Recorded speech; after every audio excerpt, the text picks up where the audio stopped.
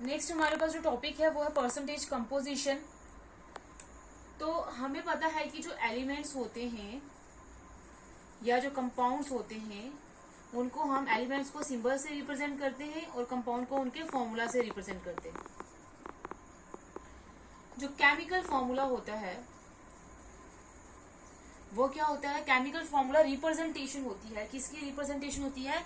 एक सब्सटेंस की, एक कंपाउंड की रिप्रेजेंटेशन होती है in terms of elements, in terms of symbols of various elements present in it. उस कंपाउंड में जितने भी एलिमेंट्स होंगे उनके वेरियस जो हम सिंबल लेंगे उनके टर्म में हम एक केमिकल फॉर्मूला को रिप्रेजेंट करते हैं। जैसे कार्बन डाइऑक्साइड का फॉर्मूला होगा CO2, इससे हमें ये पता चलेगा इसमें कार्बन का एलिमेंट है, ऑक्सीजन का एलिमेंट है। अमोनिया हो गया, इसमें नाइट्रोजन का एलिमेंट है और हाइड्रोजन का एलिमेंट है। कॉपर सल्फेट हो गया CuSO4, इसमें कॉपर, सल्फर और ऑक्सीजन के एटम है। तो एक केमिकल फॉर्मूला हमें क्या बताता है कि कितने एलिमेंट प्रेजेंट है, कौन कौन से एलिमेंट प्रेजेंट है, इसमें कंस्टिट्यूएंट एलिमेंट्स के बारे में बताता है। और दूसरा हमें ये बताता है रिलेटिव अमाउंट ऑफ एलिमेंट्स,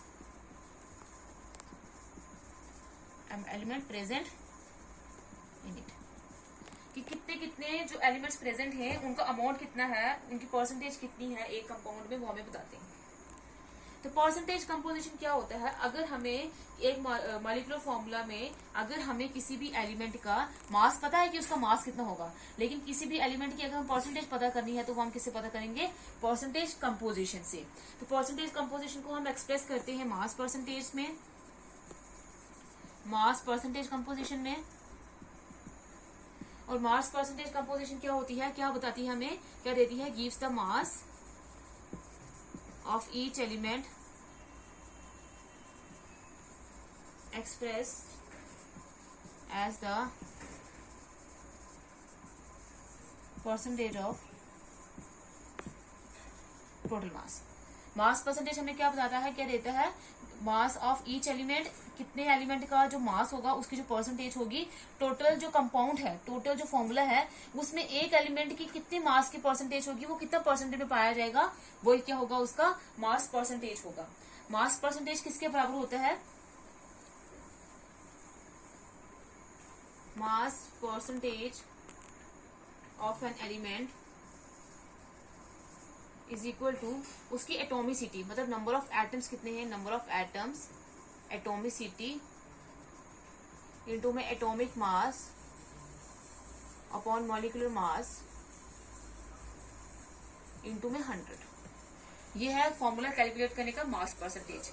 कितने नंबर ऑफ एटम्स है जिस एलिमेंट के हमने परसेंटेज कैलकुलेट करनी है, उसके एटम्स कितने हैं, मतलब उसकी एटोमिसिटी कितनी है और उसका एटॉमिक मास कितना है, परसेंटेज है तो 100 से मल्टीप्लाई कर देंगे अपॉन मॉलिक्यूलर मास कितना उस कंपाउंड का। जैसे फॉर एग्जांपल अगर हमें ग्लूकोज का मॉलिक्यूल लिया है C6H12O6, इसमें हमें कार्बन, हाइड्रोजन और ऑक्सीजन की परसेंटेज देखनी है कि वो किस परसेंटेज में प्रेजेंट है। तो हम कैसे कैलकुलेट करेंगे? तो पहले हम देखते हैं मास परसेंटेज ऑफ कार्बन।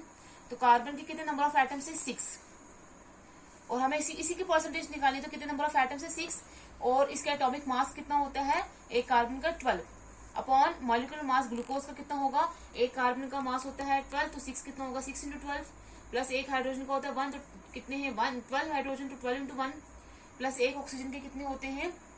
16, तो कितना आ जाएगा? 6 × 16। तो अगर हम इसको कैलकुलेट करेंगे तो आ जाएगा 180। तो मॉलिक्यूलर मास कितना निकला? 180 इंटू में आ जाएगा 100। अगर हम इसको कैलकुलेट करेंगे तो कैलकुलेट करके आ जाएगा 40%। तो ग्लूकोज में कार्बन का कितना परसेंटेज है, कार्बन के एलिमेंट की कितनी परसेंटेज में प्रेजेंट है? 40% में।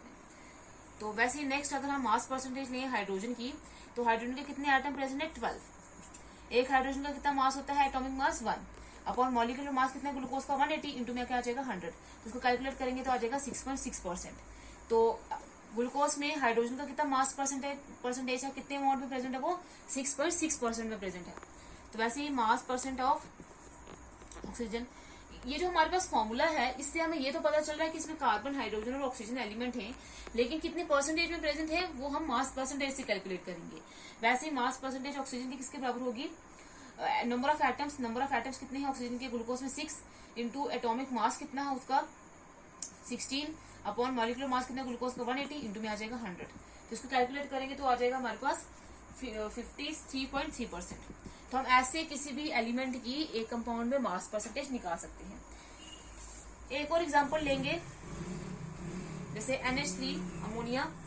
इसमें हमें मॉलिक्यूलर फॉर्मूला से ये तो पता चल रहा है कि इसमें नाइट्रोजन एटम है और हाइड्रोजन एटम है, लेकिन कितने परसेंटेज में प्रेजेंट है, तो क्या आ जाएगा मास परसेंटेज ऑफ, पहले नाइट्रोजन का निकालेंगे, किसके बराबर होगा, नंबर ऑफ एटम्स कितने हैं, इसकी एटॉमिसिटी कितनी है 1, तो इसका एटॉमिक मास कितना हो नाइट्रोजन का 14 अपॉन अमोनिया का अगर हम मॉलिक्यूलर मास कैलकुलेट करें तो एक नाइट्रोजन का होता है 14, एक हाइड्रोजन का होता है 1, तो 3 इंटू 1 आ जाएगा, 14 प्लस 3 कितना आ जाएगा 17, तो क्या आ जाएगा 17 इंटू में परसेंटेज है तो 100 से मल्टीप्लाई करेंगे, अगर हम इसको कैलकुलेट करेंगे तो आ जाएगा 82.35%।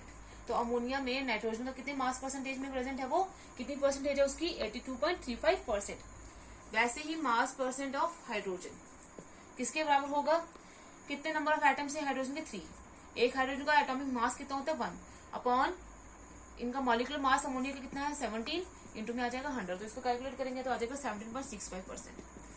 तो अमोनिया में हाइड्रोजन की कितनी परसेंटेज है 17.65%। तो ऐसे हम किसी भी एलिमेंट की कितनी परसेंटेज वो एक फॉर्मूले में प्रेजेंट है, एक कंपाउंड में प्रेजेंट है, वो हम कैलकुलेट कर सकते हैं थ्रू ये लिखेंगे या तो परसेंटेज कंपोजिशन या फिर मास परसेंटेज कंपोजिशन।